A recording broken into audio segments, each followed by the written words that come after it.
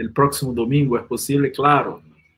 Que el Señor les bendiga, y también el pastor Alfredo Cornejo, que a veces participa con los hermanos de la iglesia el encuentro. Y por supuesto a mis amados hermanos y hermanas de nuestra congregación. El texto bíblico en el cual se basa nuestro sermón hoy es el Salmo 133. Así que les invito a escuchar la palabra de Dios en este salmo.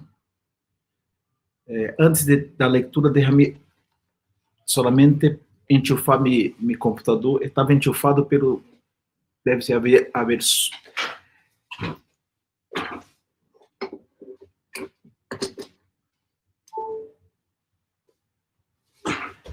Muy bien, agora sim, para que não, se não me termine la carga. El Salmo 133 dice lo siguiente: Cântico gradual de Davi, mirar cuán bueno y cuán delicioso es habitar los hermanos juntos en armonía. Es como el buen óleo sobre la cabeza, el cual desciende sobre la barba de Aarón, y baja hasta el borde de sus vestiduras, como el rocío de Hermón, que desciende sobre los montes de Sión, porque allí envía Jehová bendición y vida eterna. Vamos a orar. Ayúdanos, Senhor, a entender tu palavra, edifica tu pueblo. Te lo pedimos assim, en el nombre de Jesús. Amén. Para muitos, uma das manchas que acompanha al movimento protestante é sua fragmentação, suas divisões. Del século XVI, quando estallou a reforma, al presente século, o protestantismo ha sido caracterizado por el denominacionalismo, es decir, por uma grande variedade de denominações e de práticas que se veem no seno de las muitas igrejas evangélicas. Por exemplo, existen congregações que seguem uma liturgia tradicional, com himnos tocados solamente por el órgano ou piano, e outras congregações que entonam alabanças e utilizam todo tipo de instrumento musical. Há igrejas que bautizam niños e outras que só bautizam adultos.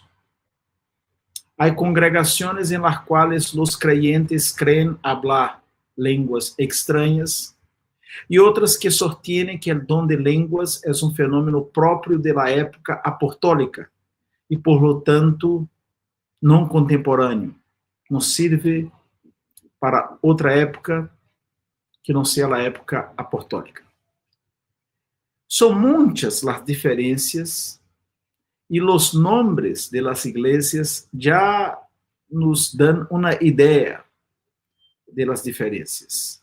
Igreja luterana, igreja reformada, ou presbiteriana, igreja anglicana, igreja bautista, metodista, episcopal e também a metodista pentecostal.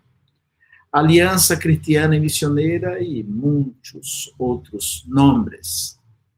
Em Brasil, em donde mais de 42 milhões de pessoas se identificaram como evangélicas en el censo del año 2010, existen iglesias con nombres muy raros. Les voy a mencionar algunos nombres de iglesias evangélicas en Brasil.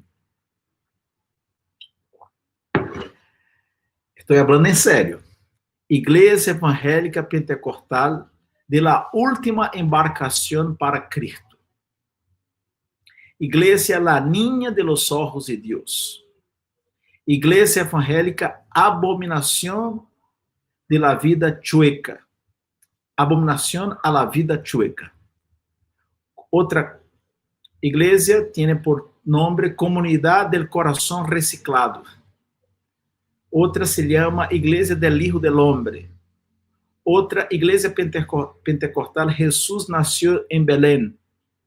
Otra, Iglesia Evangélica Florecida de Jesús. Iglesia Evangélica Adán es Hombre. E Comunidade Puerta de las Ovejas. São alguns nomes de igreja evangélica em Brasil. Por supuesto que em Chile e em outras partes do mundo também existem nomes que suenan raros.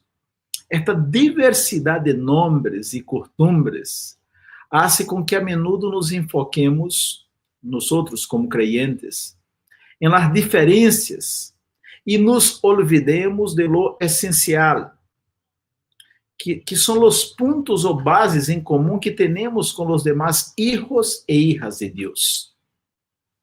Normalmente nos portamos como el niño que, al ver uma pessoa que nasceu solo com uma de las manos, tiene sua atenção prendida por la ausência de la mano. E não se dá conta que dicha persona tiene todas as outras partes do corpo. O niño se queda aí fijado em la ausência de la mano e não se dá conta de las outras partes do corpo. Frequentemente, a diversidade de igrejas quase sempre nos impide de regocijar-nos por el hecho de que existe uma unidade espiritual estabelecida por Deus e mantenida por el Espírito Santo, unidade que jamais poderá ser rota ou deshecha. Para empeorar, como se esta tendência de enfocar-nos em um aspecto e não en el todo não fuera suficiente, o pecado que habita em nós hace com que existam contiendas e rencores entre os creyentes, lo que daña o testemunho de la igreja en el mundo. Sin embargo, desde su santo trono, a diferença de nós, Deus não vê diversas denominações en la tierra. Não. O Senhor vê a uma sola igreja, que é a totalidade de los que foram comprados por la sangre de Cristo.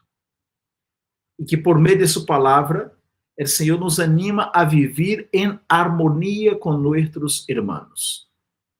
Foi o Espírito Santo que inspirou Davi a redactar este hermoso salmo, Salmo 133, que nos habla sobre a importância de la comunhão. E nesta poesia, aprendemos que a comunhão é importante porque é bela e agrada a Deus, porque revela a unidade espiritual e porque é restauradora.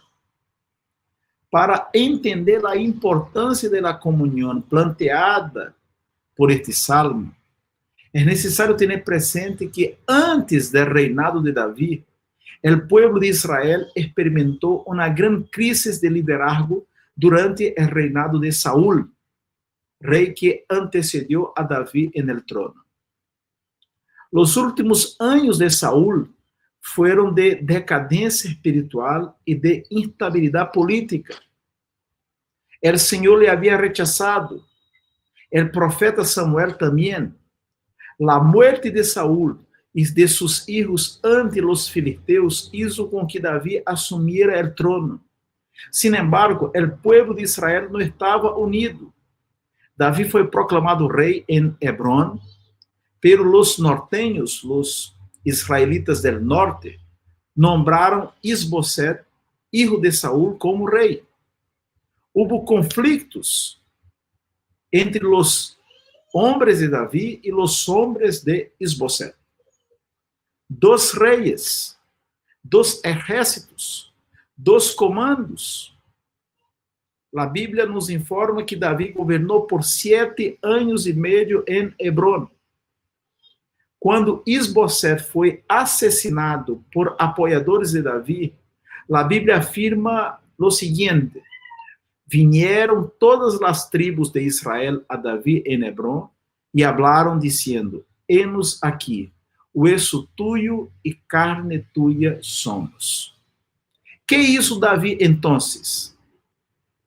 El rey David trabajó por la unificación de la nación. David marchó en contra de los jebuseos que habitaban Jerusalén, otro pueblo, otra gente.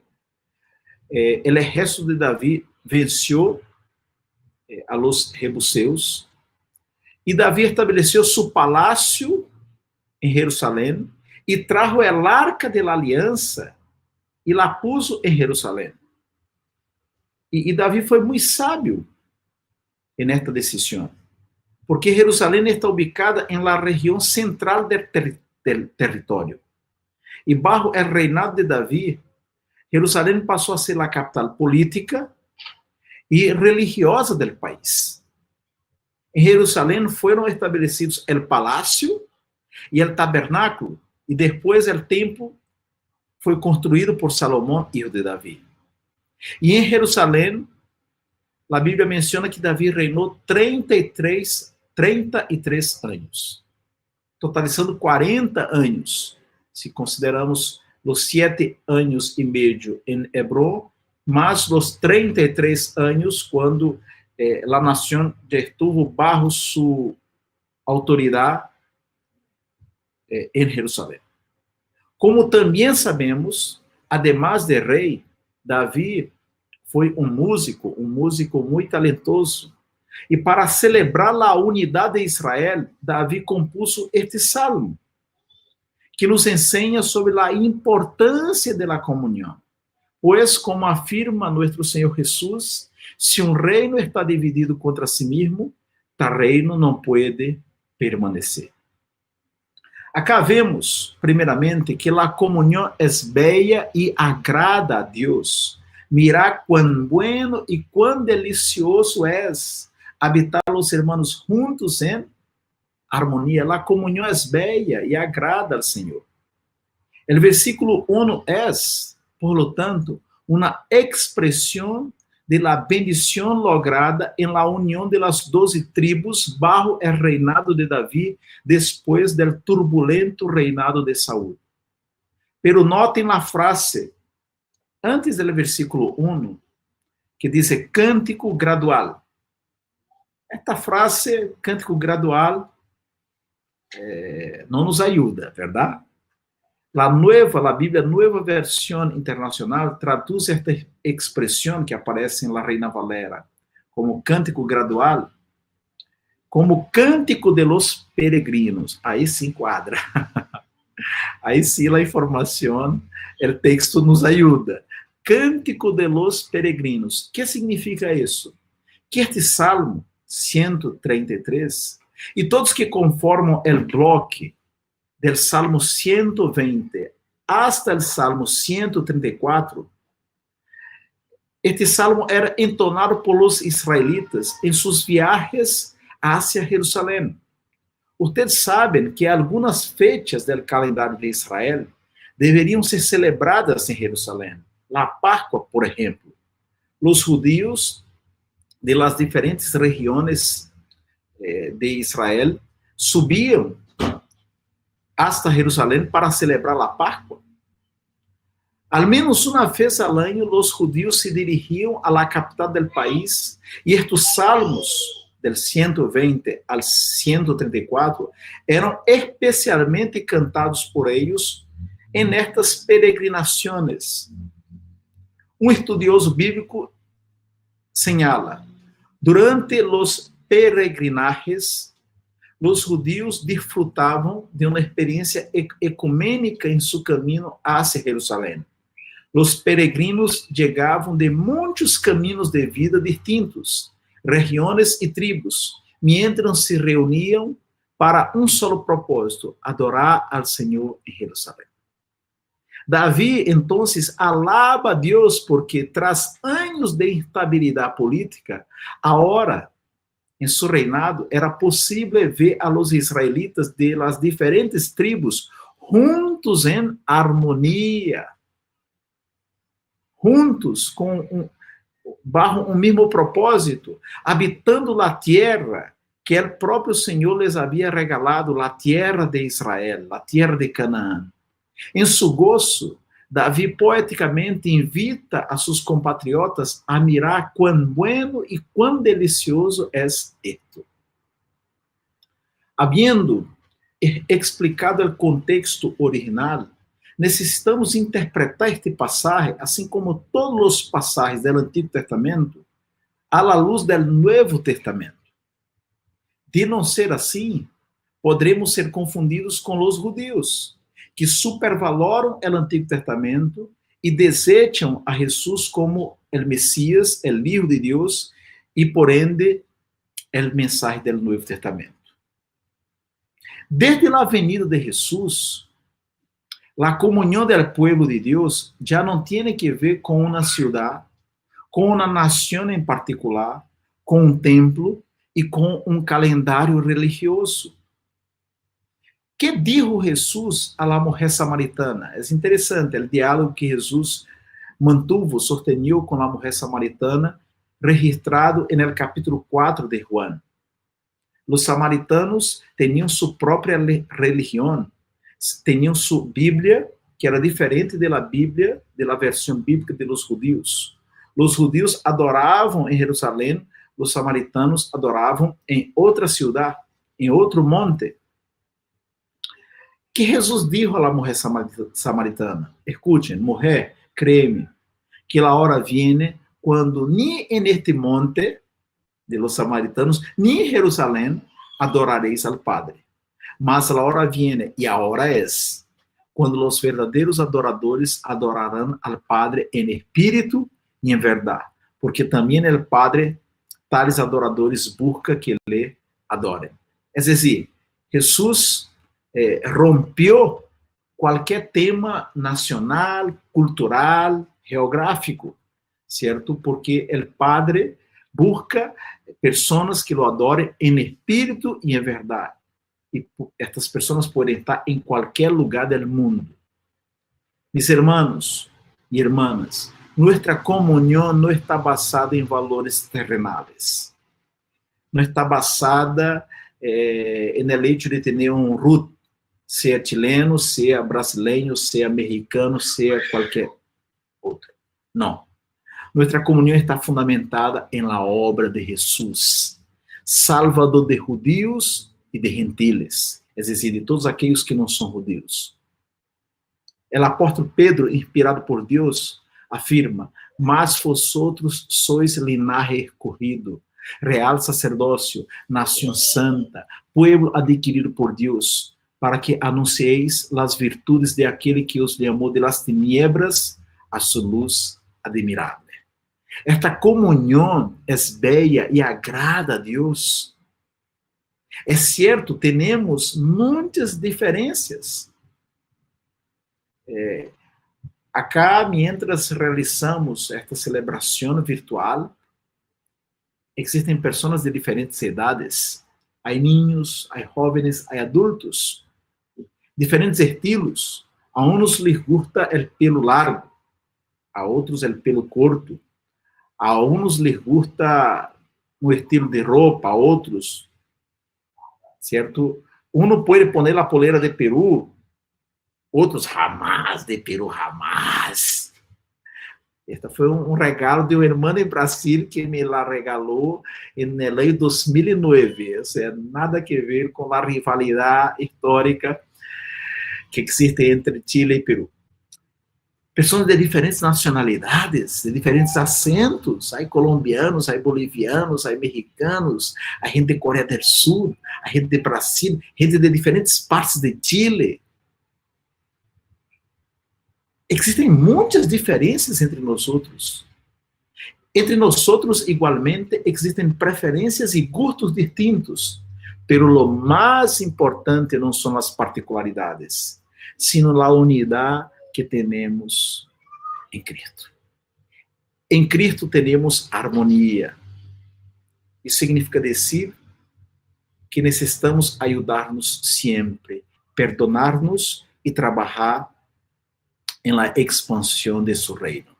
El músico Davi menciona neste salmo a palavra harmonia. No versículo 1, habitar os hermanos juntos em harmonia. Déjame decirles algo sobre esta palabra. La gran mayoría de los pianos cuentan con 88 teclas, de las cuales 1/3 son negras para los sostenidos y bemoles, y las naturales blancas son 58. Todas estas teclas juntas, si tocadas juntas, no suenan bien, porque cada uno tiene su tono, que es propio. Pero estas teclas tocadas en armonía o en acordes suenan muy bien. Las 88 teclas de la mayoría de los pianos poseen sonidos diversos, pero tocadas en armonía producen buena y deliciosa música para nuestros oídos. La diversidad puede ser bella desde que tengamos capacidad para manejarla, para administrarla. La segunda razón por que la comunión es importante es porque revela la unidad espiritual. Versículo 2. Es como el buen óleo sobre la cabeza, el cual desciende sobre la barba de Aarón, y baja hasta el borde de sus vestiduras.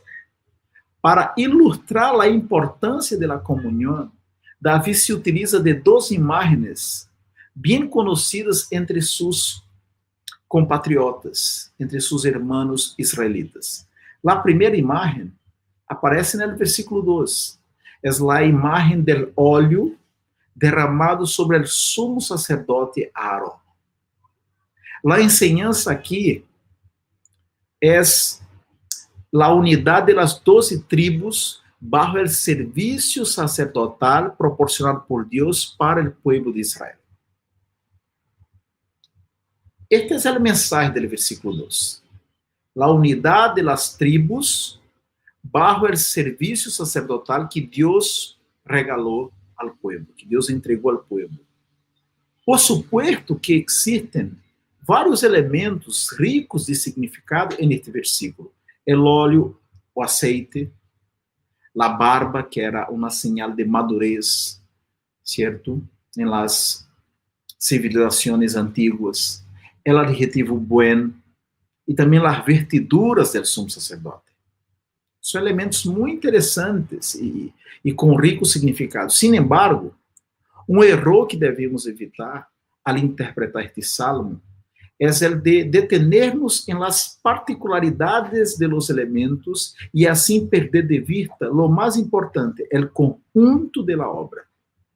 El énfasis de David, lo que ele quer transmitir a sus oyentes originales, es la figura completa propuesta en este versículo 2. Es decir, la bendición del sacerdocio para el pueblo.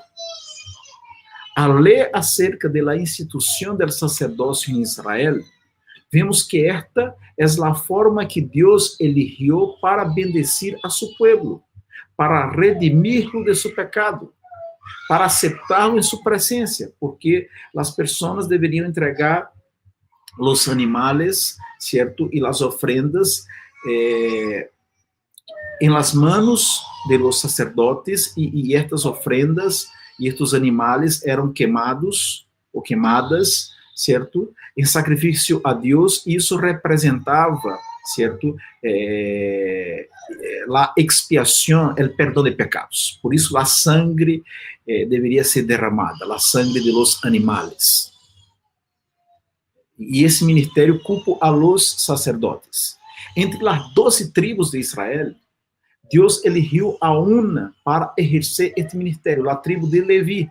Por isso temos um livro na Bíblia, livro de Levítico, porque tem as instruções do Senhor para esta tribo, a tribo de los sacerdotes. Esta tribo se bendeceria a si mesma e a todas as demás. Sin embargo, o ministério sacerdotal e a bendição enviada ao povo através de los sacerdotes, este ministério sacerdotal se quedava perjudicado quando divisões se manifestavam entre as tribos. Quando tribos peleavam entre si, e houve momentos no Antigo Testamento que houve conflitos, incluso guerras, segundo o livro de los Jueces, entre tribos, por supuesto que a unidade se quedava dañada, afectada, e também o ministério sacerdotal, certo? E por ende, os pecados não eram perdonados, porque os serviços litúrgicos se suspendiam a raiz da guerra ou de los conflitos.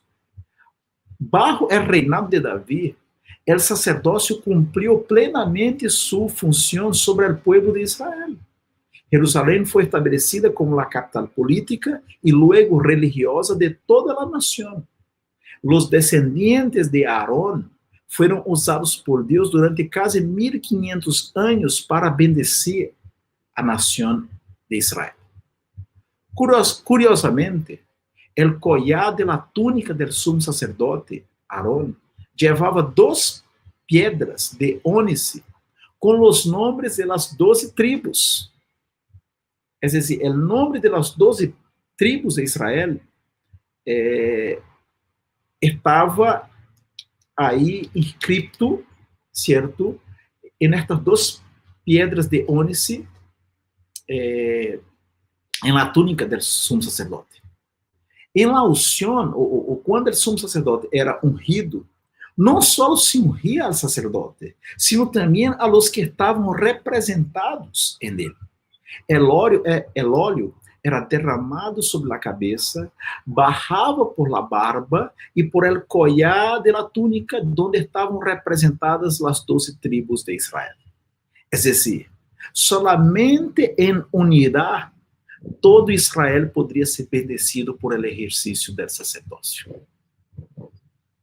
Aarón e todo o ministério sacerdotal do Antigo Testamento constituíram uma sombra de la realidade, uma anticipação de Cristo e de sua função mediadora. A raiz de esto, o autor da Epístola a los Hebreus afirma que temos gran sumo sacerdote que traspassou os cielos, Jesús, el Hijo de Deus. Que a diferença de los demás sacerdotes, não tinha que realizar sacrifícios para que seus pecados fossem perdonados, porque Jesus não cometeu pecado. E por isso, Jesus vino a ser o grande sumo sacerdote. O único sacerdote perfeito. Nuestra verdadeira comunhão, meus irmãos e irmãs, é em Cristo. Pero se não nos tratamos como Cristo nos ensina, o Senhor não nos bendecirá e a igreja não poderá impactar o mundo. É dizer, necessitamos estar conectados e em harmonia, porque, por supuesto, desde um ponto de vista, de certo ponto de vista, sempre estaremos conectados, porque o Espírito Santo habita entre nós outros e estabelece uma espécie de cadena espiritual, por assim dizer, de uma comunhão invisível, pero real. Pero, se não vivimos em harmonia entre nós outros, o Senhor não nos bendecirá e a igreja não será fortalecida e assim não poderá impactar o mundo. E no capítulo 17 do Evangelho de Juan, temos uma oração que Jesus hizo a favor de sua igreja. É interessante perceber que nesta oração de Jesus, os cristianos não lograrão impactar ao mundo por suas declarações teológicas, por seus livros doutrinários, por discussões vanas e inúteis em las redes sociais, ou por la belleza de los templos religiosos. Não. A igreja impactará ao mundo mediante o exemplo de amor e união de los creyentes. Jesus dijo em sua oração, para que todos sejam uno, como tu, ó Padre, em mim e eu em ti, que também eles sejam uno em nós outros, para que o mundo creia que tu me enviaste. É dizer, à medida que nós outros reflejamos nossa unidade em Cristo, o mundo será impactado, o mundo pondrá atenção na igreja, porque o mundo terá uma evidência de que realmente este povo é diferente, este povo é bendecido, este povo, esta gente é capaz de realizar coisas que solamente Cristo permite que sea assim. A comunhão, por lo tanto, revela unidade espiritual. Para estimular e praticar esta comunhão, se é necessário estar bajo a influência do Espírito Santo. Um dos significados do óleo em la Bíblia, do óleo ou aceite em la Bíblia, tem que ver com o Espírito Santo. A unção derramada sobre os sacerdotes e reis representava a bendição espiritual, a assistência do Espírito Santo para certas labores. Hermanos, hermanas, sem aceite, el auto não se lubrica e se echa a perder. Sem óleo, a carne se pega a la sartén e não se queda apetitosa. Sem as cremas que contêm óleo, a piel não é hidratada e rejuvenecida. Sem a obra do Espírito Santo em nossas vidas, nossa comunhão não passará de um sonho, de uma ilusão. Assim que a comunhão revela unidade espiritual, certo? A comunhão espiritual que existe, que é real, deve ser evidenciada, deve ser demonstrada em lo concreto, em la prática, certo? Através de obras. A terceira razão, certo, por la qual a comunhão é importante, é que a comunhão é restauradora, versículo 3. Como o rocío de Hermón que desciende sobre os montes de Sión, porque allí envia Jeová bendição e vida eterna. A segunda figura utilizada por Davi para ilustrar a importância da comunhão se encontra neste versículo. É muito interessante e ao mesmo tempo pedagógico o que Davi transmite a nós quando menciona Hermón e Sión. Hermón e Sión são dois extremos, dois polos geográficos que representam a unidade territorial de Israel. Hermón está no norte, em la fronteira de Israel com Líbano e Síria. É o monte mais alto de Israel, com mais de 2.800 metros de altura. A su vez, Sión, que rodeia Jerusalém, é a região de la fronteira com o deserto de Negev e está a uns 35 quilômetros do Mar Muerto, o ponto mais baixo da terra, a mais de 400 metros por debaixo do nível do mar. É decir, os montes de Sión estão cerca do Mar Muerto e na entrada do deserto de Negev. O contraste entre Hermón e Sión é extremo. Mientras que o primeiro, o Monte Hermón, representa a vida por sua situação geográfica, com neve em sua cumbre, Sión é a fronteira do deserto, que é símbolo de muerte, de sequidade. A distância entre Hermón e Sión é de mais de 360 quilômetros. Quizás para vocês, chilenos, e para mim, que sou brasileiro, 360 quilômetros é uma distância muito chica, muito corta. Pero em um país como Israel, que é um país muito chico em comparação com Chile e Brasil, certo? Se trata de uma grande distância. Aunque Hermón e Sión estén bem separados fisicamente, eles têm um vínculo comum, o rio Jordão. Este rio nasce no sopé del Hermón, e seu nome significa el que desciende. O rio Jordão corre del norte al sul de Israel, muriendo en el Mar Muerto. Em resumen, a riqueza de la vida del Monte Hermón está presente em todo Israel, hasta las cercanías de Sión, a través del rio Jordão. É decir, existe uma conexão entre o Monte Hermón, o ponto mais alto de Israel, e a região de Sión, que está cerca da região mais baixa, não só de Israel, sino que do mundo, do planeta. Davi menciona o rocío del Hermón, como o rocío de Hermón que desciende sobre os montes de Sión. O rocío del Hermón representa a vida em la tierra seca. Em Oséias capítulo 14, versículo 5, o Senhor disse o seguinte: eu serei a Israel como o rocio, ele florescerá como o lírio e extenderá suas raízes como o Líbano. Líbano é uma terra que está associada a los grandes e altos árboles. É interessante, meus irmãos, a menção que a Bíblia hace ao rocio. É interessante saber que o rocio é discreto, cai sem estrépito, sem truenos e relâmpagos. Não é necessário um terremoto para saber, para notar a presença do rocio. O rocio chega por la noite, em las horas mais oscuras e depois do calor. O rocio aporta frescor.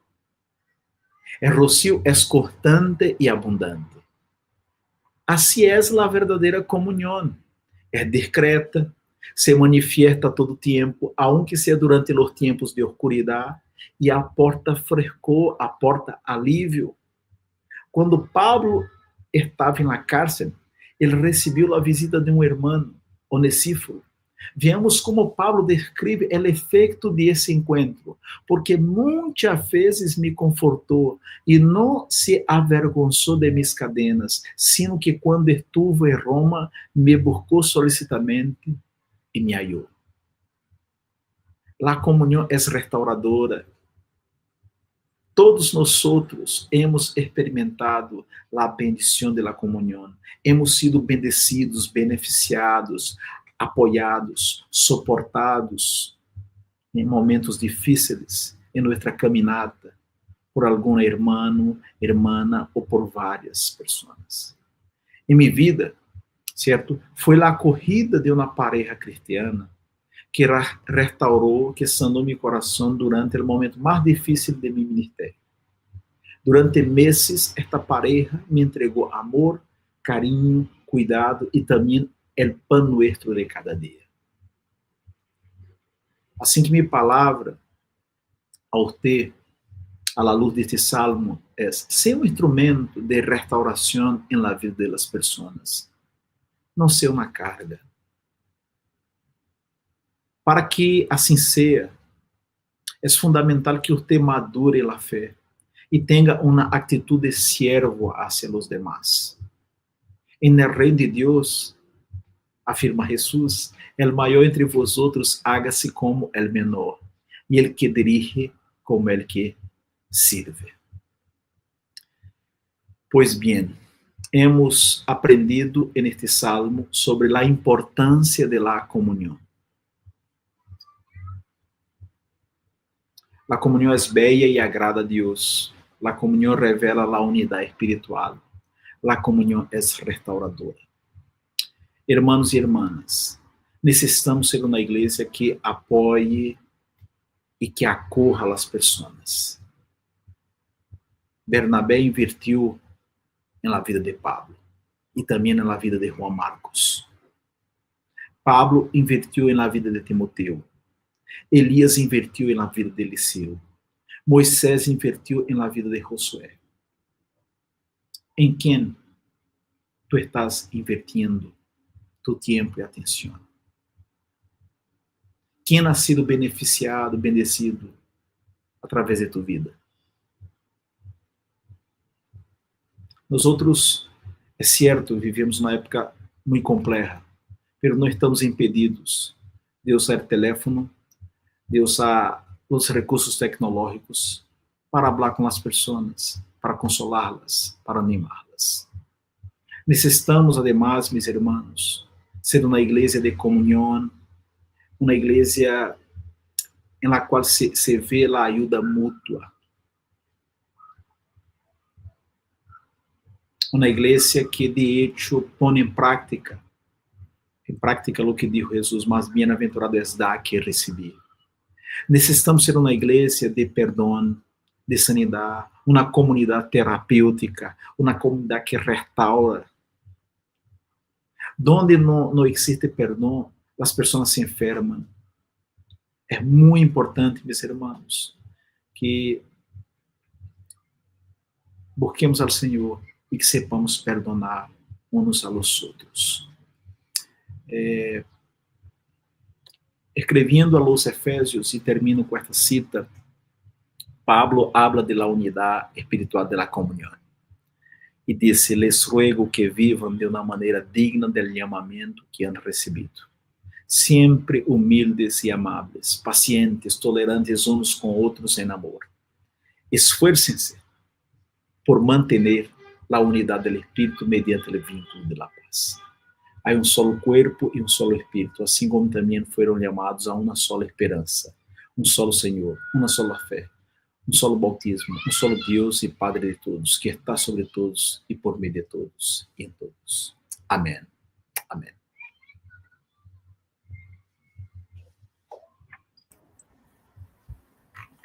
Damos gracias al Señor por la palabra predicada.